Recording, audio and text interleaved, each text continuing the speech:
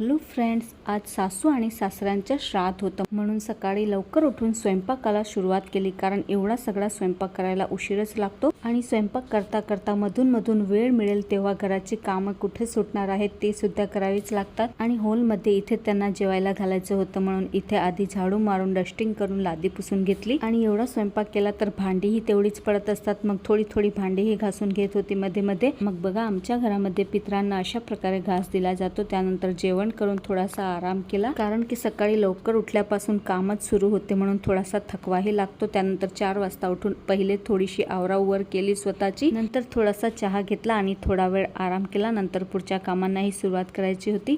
तर काल बाजारात गेली होती। टेलरचं घर म्हटलं म्हणजे कपड्यांचा तर ढिगाराच लागला असतो बघा। आणि माझं दुसरंही एक चॅनल आहे जिथे मी फॅन्सी टॉप्सची कटिंग अँड स्टिचिंग दाखवत असते। त्यासाठी एवढे सुंदर सुंदर फॅब्रिक मला मिळाले ते मी घेऊन आले। आता एवढे सगळे कापड आणले तरीही मला हे कमीच पडणार आहेत, कारण की तिथेही मला व्हिडिओ अपलोड करावे लागतात। आणि ह्या 2 साड्याही खूपच स्वस्त मिळाल्या म्हणून घेऊन आली। बाय।